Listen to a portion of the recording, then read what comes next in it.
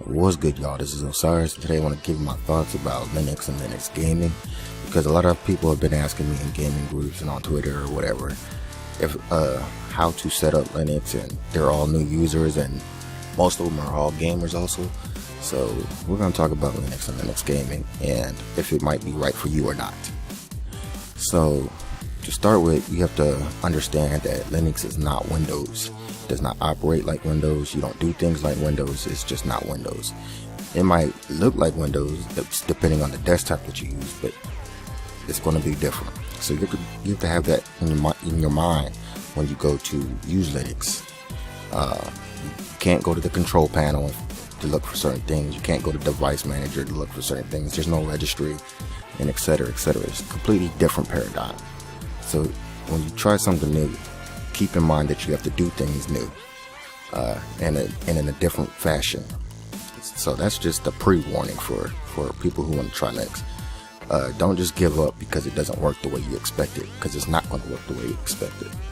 Now, as far as games are concerned, if you're a Battlefield 4 player or Call of Duty player, well, mostly Battlefield 4. If you're a Battlefield 4 player and that's all you do all day is play Battlefield 4, Linux is not for you. You say it right up front. It's just not for you. And there's other games like that. If that's what you play, some of those games just won't work in Linux. Absolutely, positively, just will not work. So I would dual boot in that situation. You can put Linux on a different hard drive or a different partition and use Linux for your productivity and regular usage, and just dual boot into Windows when you want a game. That's an option. But for the other people, there's plenty of games in Linux that work just fine. And not only is there plenty of indie titles and regular games, there's also more and more AAA games coming by the month. I mean, you've got all great games like Metro Last Light, XCOM, Enemy Unknown, Witcher 2, Euro Truck, Mountain Blade Warband, Guns of Icarus, Dota 2, Left 4 Dead 2, Team Fortress 2, and Civilization 5 that work excellent in Linux. So that's something to if you like those type of games and you don't mind kind of maybe deviating from some of the games that you normally play, then you can move over to Linux full time.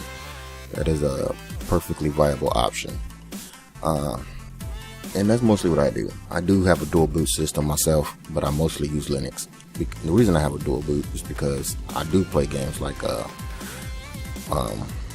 Battlefield 4, Battlefield 3,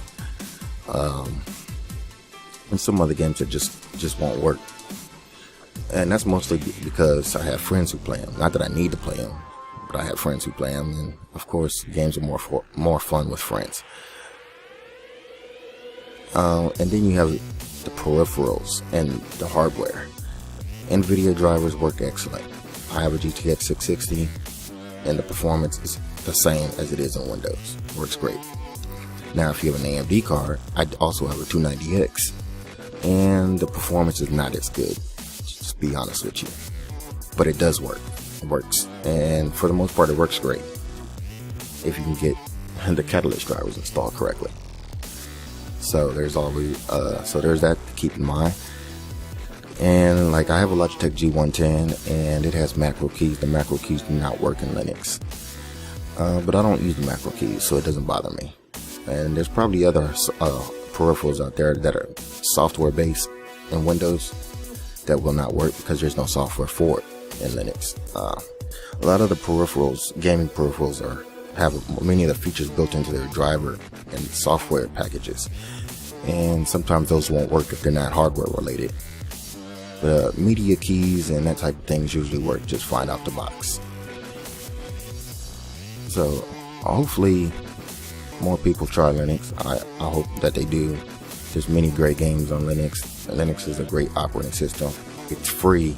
You're not tied into the Microsoft ecosystem in the way of doing things on the Microsoft side, and it provides for more flexibility, and which is one of the reasons Gabe Newell decided to port Steam OS to a Linux base. So hopefully this helps some people out, makes some people think, and more people try it. But until next time, this is Osiris. Hit the like button if you like this video. If you dislike this video, hit that dislike button, and I'll holler at y'all later.